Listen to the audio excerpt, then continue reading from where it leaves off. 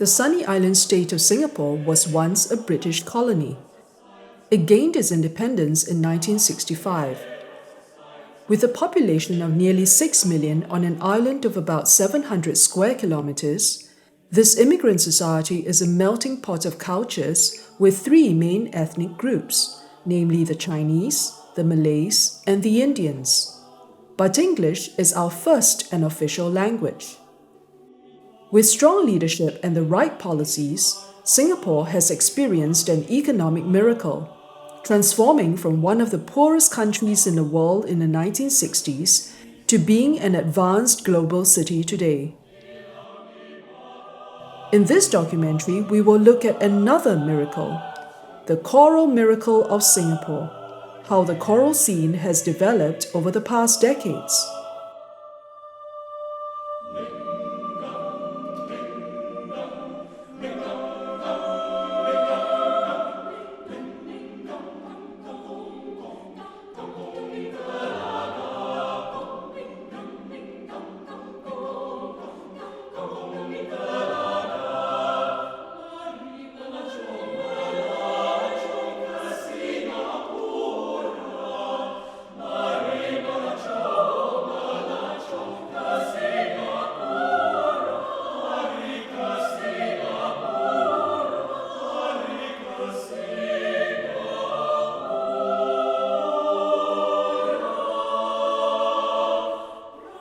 Singaporeans are by nature and culture a relatively shy people.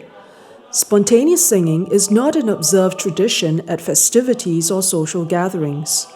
Without institutions offering conducting degrees until recent years, the choral standards achieved by forerunners who majored in literature, mathematics, physics, and other degrees at university were nothing short of spectacular.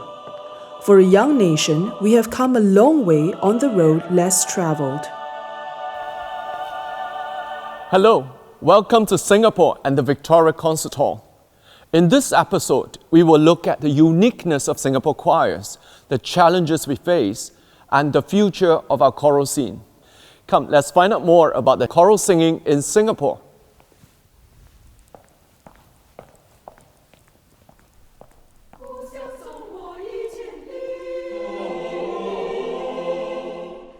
Having pushed the frontiers and put Singapore on the world map of choral singing, this quartet on stage are often regarded as the forerunners of the choral scene in Singapore.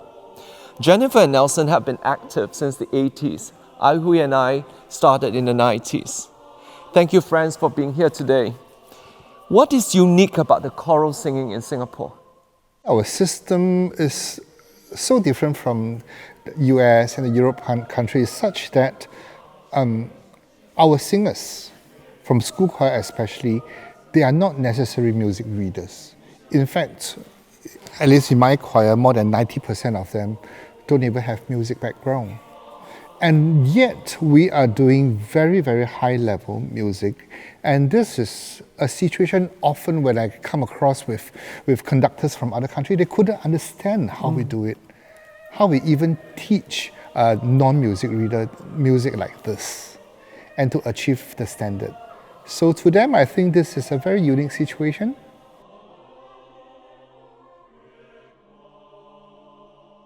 What is unique about Singapore is we could stand for hours to for practice.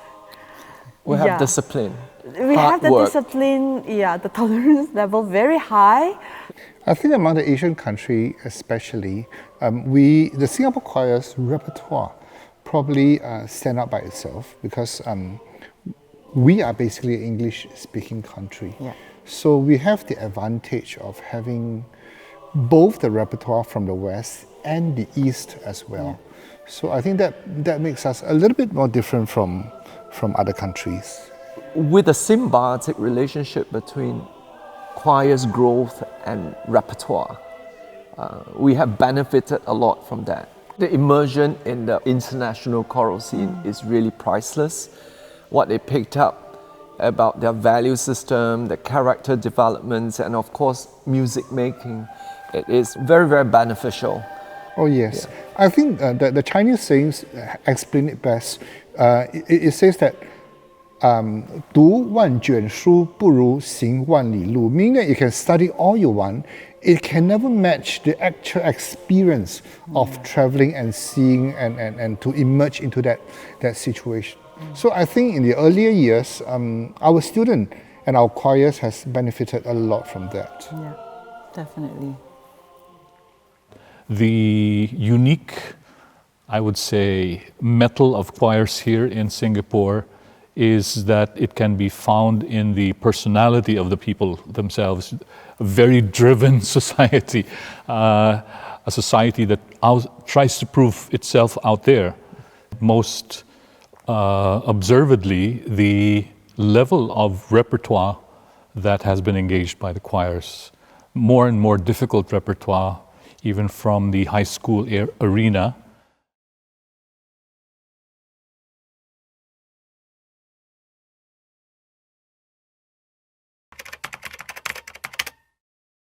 Being in the CEP, I think it was one of the many factors that inspired me to continue to pursue music at a higher level, at tertiary level. It really opened up this wonderful world of vocal music and inspired me to want to pursue singing as a second instrument. If I didn't have the choral experience, there's a high chance that I might not have pursued music. The choral experience I had in secondary school and then JC continued to cement a love for music as a whole, which then, when it came to JC, then it became more viable to think about the possibility of pursuing music as a career. In terms of character development, being in the CEP taught us how to be disciplined, how to manage our time. I think during those years, we really spent a lot of time at choir practices. In terms of wanting to achieve that peak of excellence, we really gave our best shot each time we worked on something. Yeah. There was a great emphasis on rigor, and there was a great emphasis on being the best that we could in terms of music making. And I think that comes along with the number of practices we had per week and the amount of time and effort that we put in. So that must have been something that contributed towards my personal growth in terms of learning how to make music and learning how to appreciate music. I only joined choir in JC, so I was in Victoria Junior College, and that was my first experience with choir. So I was pretty lucky. Both years I got to travel overseas. After working as auditor for about 4.5 years, that I decided to take a total change and try to become a conductor. So I think the foundation during those times helped me a lot. Yeah.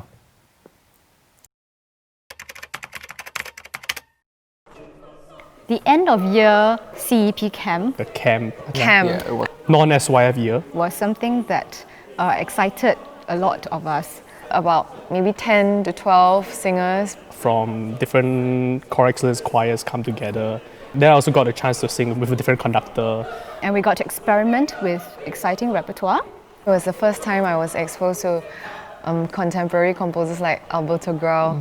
Yeah, and I observed how excited everybody else in the room was to approach music in different ways under different conductors.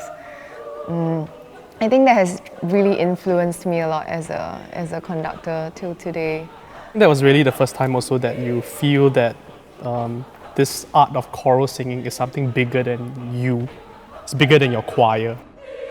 Friendships that we formed during choral music making also were very enduring and lasting. Get to meet people that until this day in the choral scene I still see active. The importance of collaboration, the importance of exposing students to like-minded peers from all across Singapore.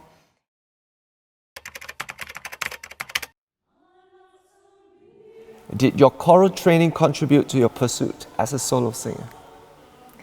I would say definitely for me it did, because my first interactions with singing and serious singing was in choir, in school choirs, and I feel like the focus that I learned from those groups and the attention to detail and the pursuit of making beautiful sound imbued with meaning completely falls in line with the training I would later receive when I went to university.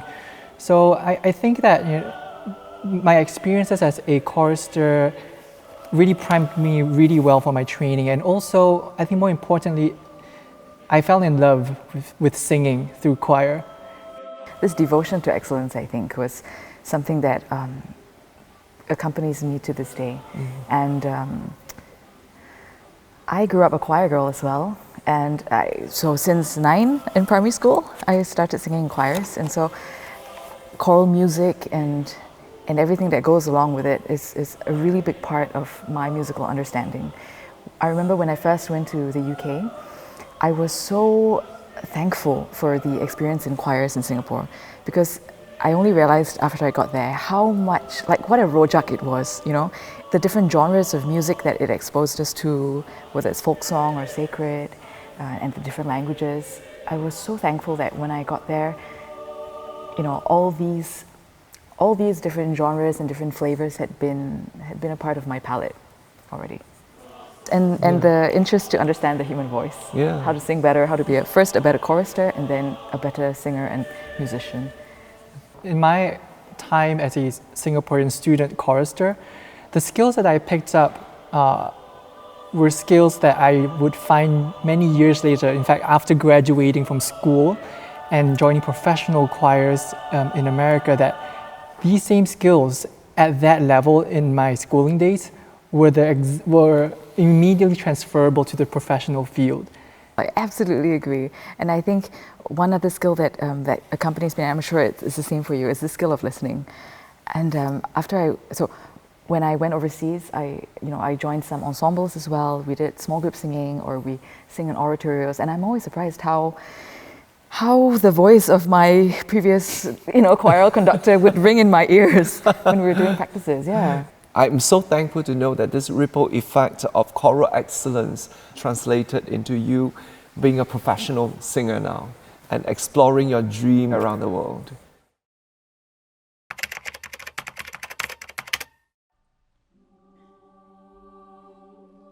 If I compare choirs during my time and now, I would say firstly the vocal production is much better. Vocally, most of the school choirs have improved a lot from our days. One of the main reasons is that a lot of the younger conductors have gone overseas to study, have taken up lessons themselves to up their own capacity in music learning. So they're able to come back and share with the younger generation. I would say that's also because there's much more exposure. Because of exposure of choirs being able to go overseas for competition, they bring back with them their experience of what they see over there in terms of teaching, in terms of pedagogy, back to the choirs in Singapore through YouTube, through Facebook, through all the social medias. Our students are actually able to have access to all these different videos and recordings so that they can actually hear all these choirs sing in the native language of those songs. Choral music is not just about personal enjoyment, the beauty of lush lines or like beautiful harmonies that are very staple cadences and all that make you feel good. That's definitely one sort of music, but there are so many other types of music as well that can not just work on your heart work, but also works your brain, works all sorts of connections within your body. It challenges you beyond your limits, and also beyond what you choose to want to understand. In order to have this wholesome development, right? And that has to come with rigor and the spirit of excellence. I mean, there's no shortcut to it. Everyone loves having fast food, but I think it's also important for us to experience all types of cuisine. If we talk about having a balanced education, we talk about having a balanced diet, then we should have all of that in choral music as well. I think it's important to also respect that they need space to grow, and they probably want that space and time as well, and that opportunity. And they may not know what they want. Precisely. You have to educate and expose. They're only 13. As an educator, it's important for us to respect that and push them beyond their boundaries, because more often than not, they actually would appreciate it. They grow to love the songs that you would never expect them to love. And they tell you, hey, that challenging piece was my favorite piece in all 4 years of my life in secondary school choir, then you know that that's the way to go. Yeah. The emphasis is now moving away from the competitive element. Without the competitive element, or without the element of battering your standards and your ability, or trying to achieve the best possible music making experience, are we missing out on something that could be magical, that could be really memorable, that we could have achieved? The people who could have benefited from the more robust program would be missing out. The de-emphasis of competition in SYFs and in the local scene as well, it actually makes the choral scene more inclusive. There are many different types of choirs serving different functions and purpose, coexisting together as a system. And I think that is something that is very encouraging.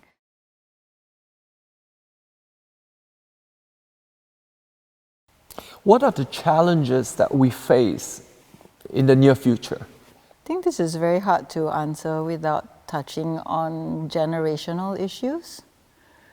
I think the current generation of conductors and probably choirs themselves, they want different things.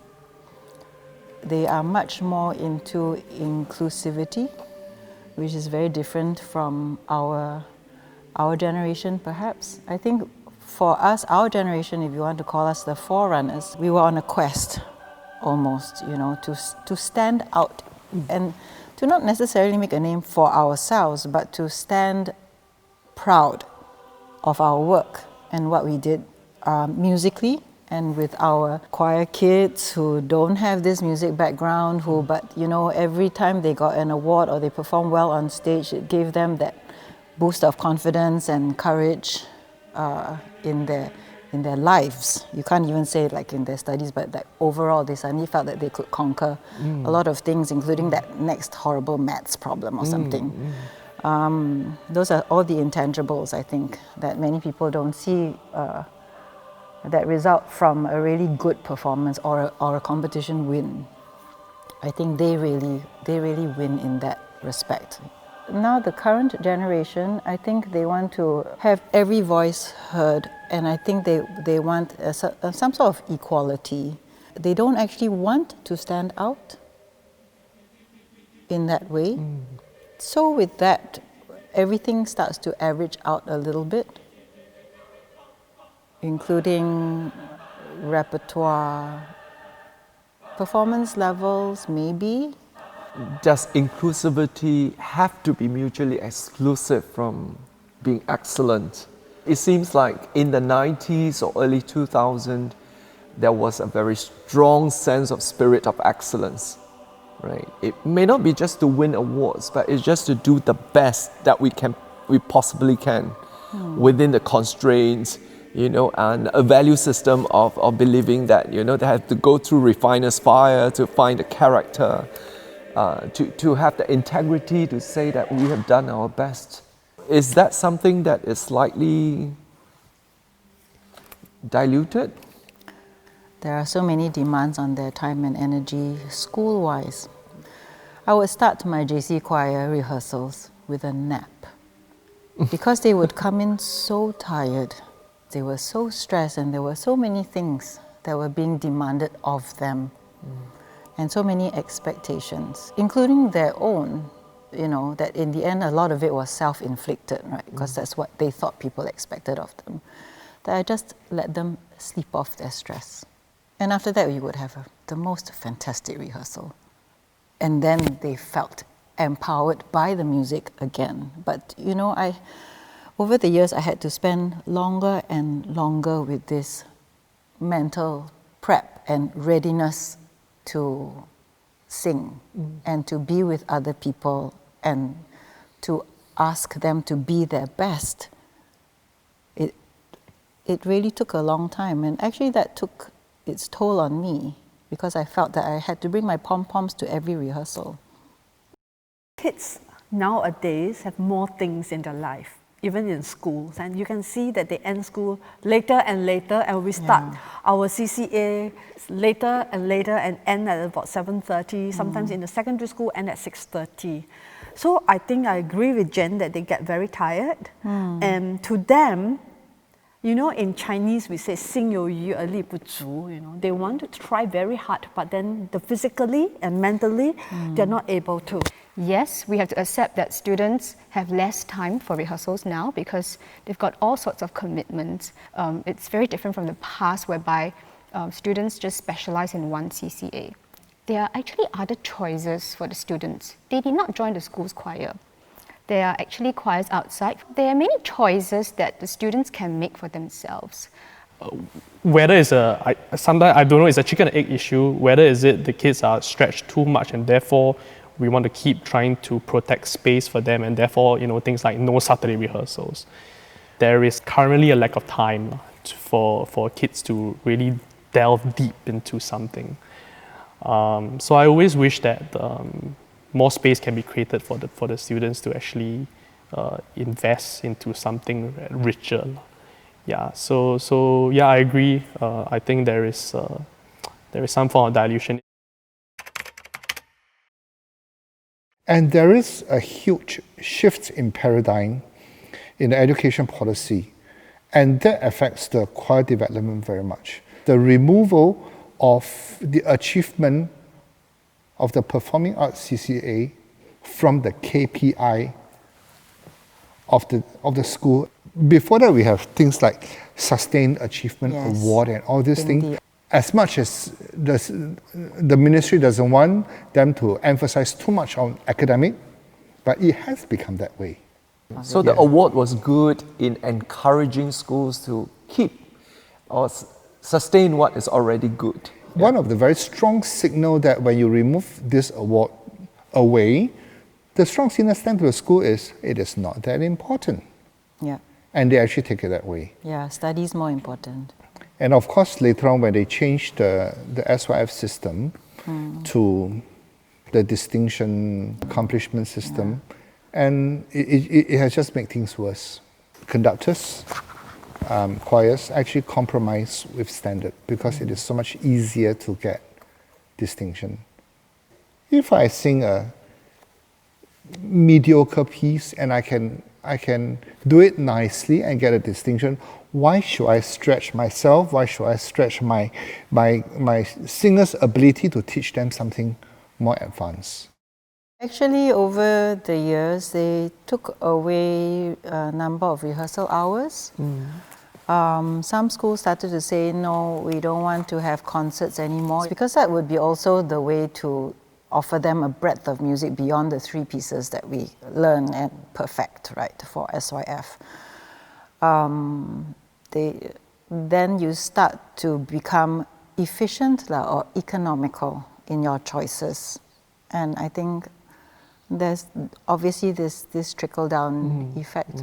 So it's a pity that given the situation that our students no longer experience the best of the music that they can at that age. Yeah. In the past, I think everyone aspires to look up, right, at the top 20%. And now maybe people were focusing on who did not get the top. I think the whole maybe educational philosophy has changed a little bit. Like I said, this inclusivity thing, you want everyone to feel good about themselves. It's all about self-esteem. So, you know, in one of my schools, I would walk by all these Sec 1 classes, and every Sec 1 class had an award. Most polite class, most neat class, most disciplined. It's everybody gets an award. Current generation is dealing with this. So then there is really a sameness to everything. We could still be excellent, but now everybody's excellent. Which means nobody is excellent. So what do you hope to see in the future? I would like to see more collaborations between conductors. How do we use technology to help us? Creative energy and performance mode, creative energy and repertoire planning, and maybe creative energy in integrating different aspects of art forms into one. Much greater development in the professional scene for choirs. the scene grows to be much more well respected in terms of how holistic education that choral singing can provide a person throughout his or her lifetime. I'm still hopeful. I think, I'm sure every generation goes through this. Like, oh, we're not as resilient as our forefathers. Oh, we're not, I think every generation goes through this. I think it's a cycle. Something unique will appear again. When you come down to maybe a little bit down, you will shoot up again. That's why I'm hopeful. Never give up. Try for your best. The educational policy which stated by the government to say that we want a more all-rounded, well-balanced education, coupled with the right policy, the right direction, and school actually carried out that. So we have been through, I like to say, the golden ages of Singapore choral music. Because we are in the golden age. 4 of us at some point were competitors on stage, locally or internationally. We are all so different and all can be good. We don't have to compromise, we don't have to be like each other, but we all walked out a path that is respectable.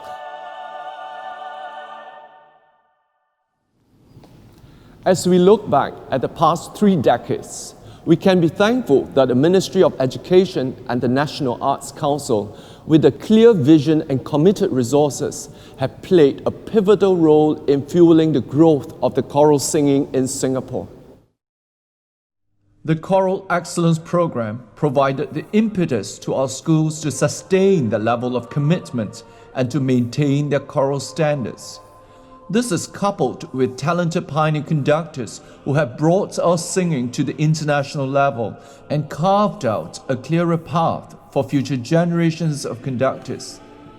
In his speech at the 1991 SYF Choral Competition, the late Dr. Tay Ing Soon shared 2 visions.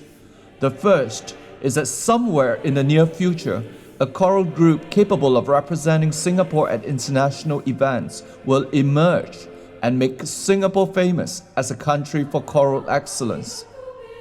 The second is that our young singers will continue singing, that in the next 5 to 10 years, dozens of choral groups will blossom here in Singapore, bringing the pleasure and joy of singing to all. These visions have become reality. Today, Singapore plays host to 2 major international choral festivals, the Orientale Concentus and the Singapore International Choral Festival. And our choirs have flown the Singapore flag high since the 70s, winning Grand Prix and top prizes around the world.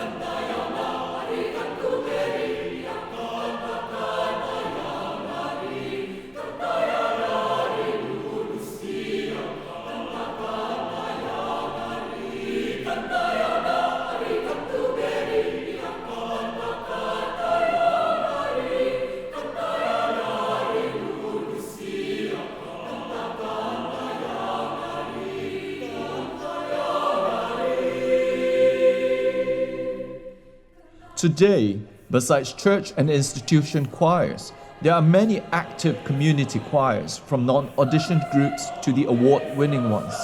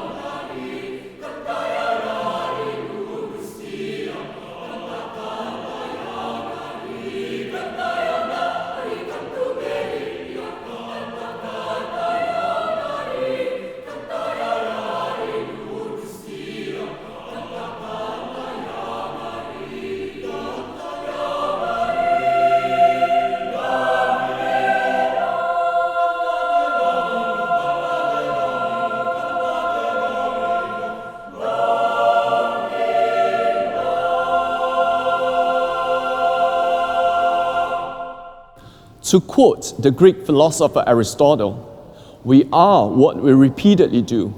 Excellence, then, is not an act, but a habit. The journey to excellence is not without rigor and discomfort, but without which we will never arrive at resilience, perseverance, and excellence. How will our choral singing develop from here? There's a concern that if the singing in schools focuses on fun and accessible music, diluting the rigor and the spirit of excellence, we may lose a future generation of skillful singers and informed audiences for choral music. I hope that while we move forward and upward with new branches of singing, our choirs will continue to deepen their roots with timeless music from the great masters and quality music from the living composers. We have to sing until the song takes root and the tree grows strong. Before I go, I leave you with a recent performance of a community choir that won double Grand Prix in Europe last year. Enjoy and goodbye.